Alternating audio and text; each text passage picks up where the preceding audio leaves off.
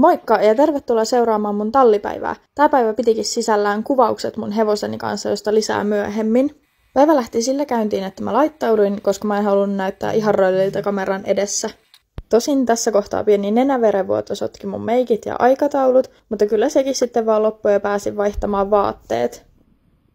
Tästä hypättiinkin ajomatkan vuoksi tunti eteenpäin tallille ja ensimmäisenä pakko ylpeillä sillä, miten nätisti tää rehusäkki lähti taas aukeamaan. Mä olen ollut tässä jo aika hyvä, vaikka itse sanonkin. Jallurehut alkoi siis olla lopussa, niin piti lisäillä niitä sitten.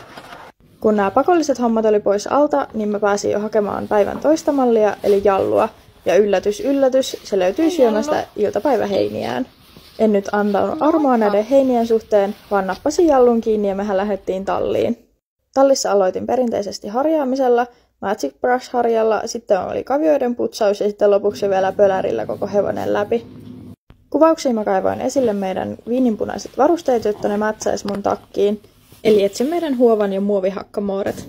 Tässä ollaan edetty jo siihen pisteeseen, että jallulla on satula selässä ja kiristele vyötä, ja sitten mä laitoin sille vielä nämä kuolaimettomat suitsetkin. Jallu oli aavistuksen levottoman oloinen tässä varustaessa, niin sit kun mä olin saanut sen varustettua, niin käytiin hetki pyörimässä kentällä liinan päässä samalla kun sitä kenttää lanattiin. Sulta kuule puuttuu tämä.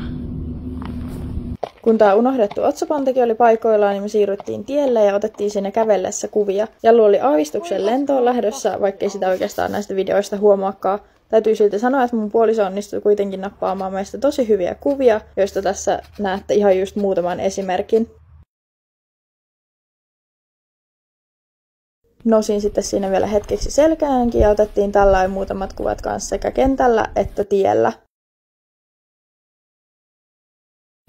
Sen kummemmin mä en nyt tällä kertaa ehtinyt liikuttaa jallua, joten kuvausten jälkeen mä vaan purin sieltä varusteet ja totta kai suoritin vielä nämä perushoitotoimenpiteet siinä samalla.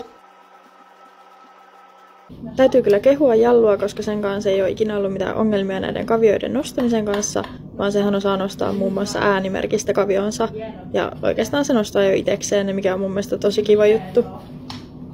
No sitten kun tämä meidän päivän toinen malli oli hoidettu, niin mä laitoin sille loimen ja lähdin viemään sen takaisin pihalle, kun kello oli siinä kohtaa vielä niin vähän. Sinne se sitten palasi hyvillä mielen syömään niitä heiniään. Eikä tietenkään sovi unohtaa meidän perinteisiä loppuherkkuja, mitä mä aina annan jallulle ennen kuin mä lähden pois. Mutta tässä tämä päivä sitten jo olikin ja olen tosi tyytyväinen, millaisia kuvia saatiin tältä reissulta.